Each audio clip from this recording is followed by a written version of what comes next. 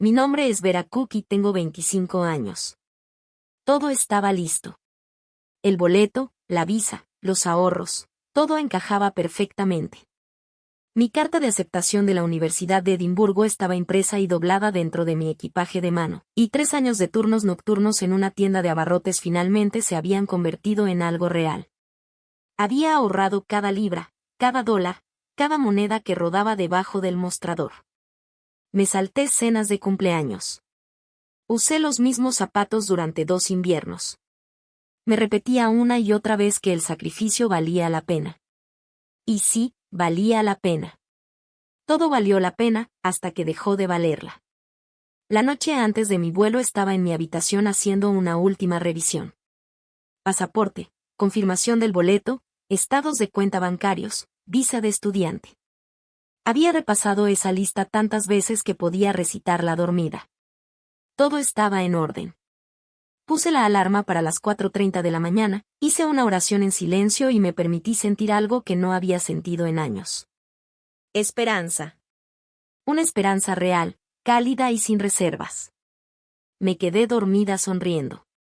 Me desperté a las 2 de la madrugada al escuchar cómo se abría la puerta de mi habitación. Mi madre estaba ahí, con los brazos cruzados y esa expresión en el rostro que había aprendido a temer desde niña. No era exactamente enojo, sino algo más frío. Control. Sostenía mi pasaporte en la mano como si no significara nada. Como si fuera un recibo del supermercado que estaba a punto de tirar a la basura. Me incorporé en la cama y la primera palabra que salió de mi boca fue una pregunta cuya respuesta ya conocía. Le pregunté qué estaba haciendo. Me dijo que no me iba a ir. Así de simple. Frío. Definitivo. Sin espacio para negociar. Dijo, palabra por palabra. No te vas a ir. ¿Y quién va a cocinar y limpiar? Recuerdo que esas palabras me golpearon en lo más profundo del pecho. No porque fueran crueles de una manera evidente, sino porque revelaban exactamente lo que siempre había sido para ellos. No una hija con sueños. No una joven que había trabajado hasta el agotamiento por una oportunidad de construir su futuro. Yo era la empleada doméstica. La cuidadora. La persona conveniente. Mi padre apareció detrás de ella en la puerta y añadió en voz baja que mi hermana menor me necesitaba allí. Mi hermana, que tenía 17 años y era perfectamente capaz de hervir agua, aparentemente me necesitaba más de lo que yo necesitaba mi propia vida. Les rogué. No me da vergüenza admitirlo. Me senté al borde de la cama y les rogué. Les hablé de todo el tiempo que había ahorrado, de lo duro que había trabajado, de que esta oportunidad no volvería a presentarse. Mi madre me dijo que volviera a dormir. Mi padre ni siquiera me miró a los ojos. Tomaron mi pasaporte, cerraron la puerta y me quedé sentada en la oscuridad, escuchando el silencio de una casa que acababa de tragarse 3 años de mi vida de una sola vez. Perdí mi vuelo. Vi la hora de salida llegar y pasar en la pantalla de mi teléfono mientras estaba sentada en el piso de la cocina, todavía en pijama. No comí. No hablé. Me encerré en mi habitación y lloré durante 3 días seguidos. No de esa manera bonita que muestran en las películas, sino del tipo de llanto que te deja deshidratada y vacía.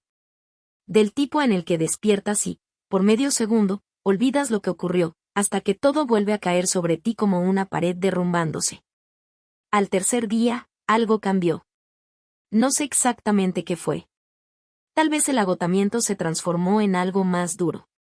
Tal vez fue el momento en que vi mi reflejo en el espejo y apenas reconocí a la chica que me devolvía la mirada, ojos rojos, derrotada, cada vez más pequeña. Y pensé. No. No así. Me levanté. Me lavé la cara. Me puse ropa de verdad por primera vez en 3 días. Y tomé una decisión que cambiaría todo en silencio. Iba a ir a la embajada. No para quejarme. No para hacer un escándalo. Fui porque necesitaba entender cuáles eran mis derechos. Necesitaba saber si lo que mis padres habían hecho era algo que simplemente tenía que aceptar o si existía otro camino que aún no había visto. Tomé el autobús sola. Puede parecer algo pequeño, pero después de 3 días sin apenas moverme, se sintió enorme.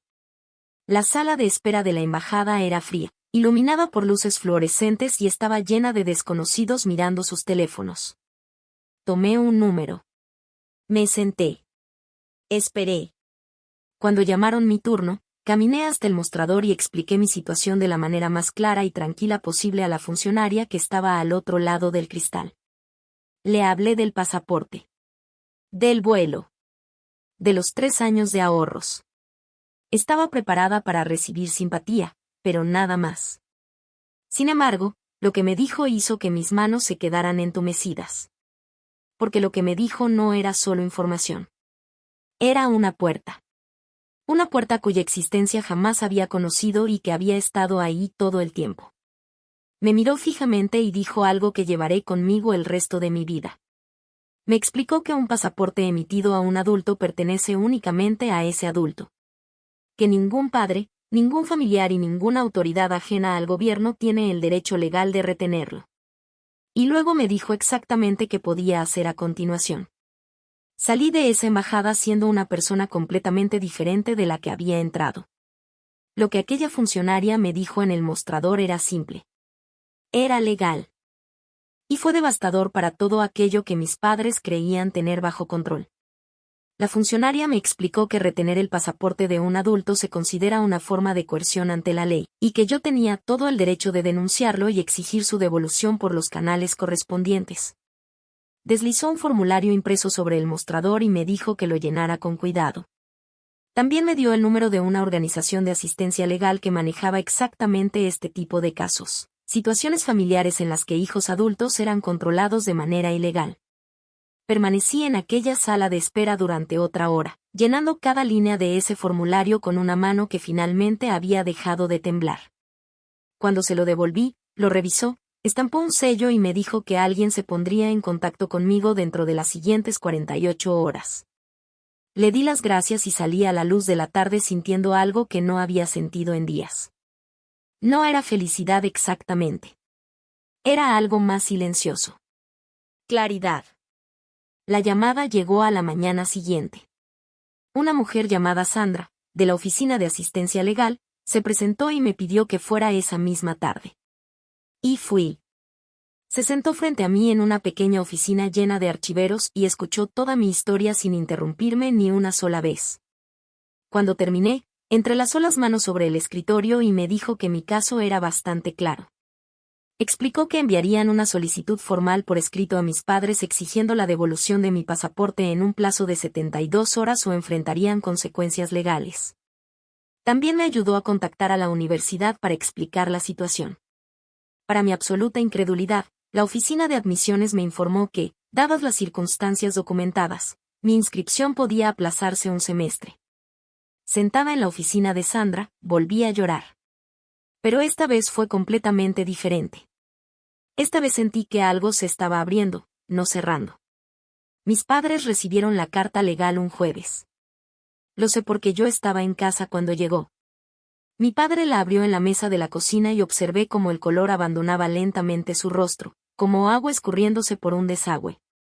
Mi madre leyó la carta por encima de su hombro y, por primera vez en toda mi vida, la vi quedarse completamente en silencio sin haberlo decidido ella misma. No era el silencio del control.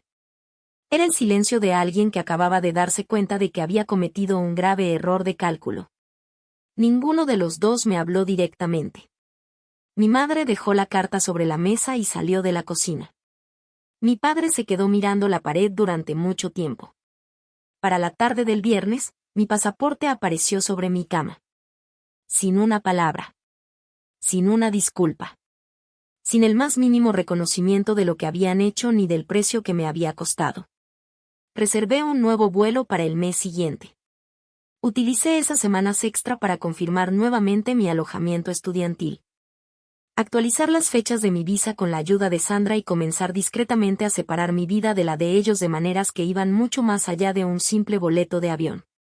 Abrí una cuenta bancaria propia a la que ellos no tenían acceso. Cambié la información de contacto en todos mis documentos universitarios. Le expliqué en privado a mi hermana lo que había sucedido y por qué me iba. También le dije que, si alguna vez me necesitaba, podía llamarme en cualquier momento, desde cualquier lugar. Ella me abrazó durante mucho tiempo y dijo muy poco. Y yo entendí perfectamente ese abrazo. La mañana de mi nuevo vuelo me desperté antes de que sonara la alarma. Me vestí en la oscuridad, llevé mi maleta hasta la puerta principal y pedí un taxi. Mis padres estaban despiertos. Podía escuchar movimiento en su habitación, pero ninguno salió. No hubo despedida. No hubo un último intento por detenerme. No hubo disculpas esperándome junto a la puerta. Solo silencio. Y mientras estaba allí, con la mano sobre la perilla, me di cuenta de algo. Había pasado años interpretando su silencio como una forma torpe de amor.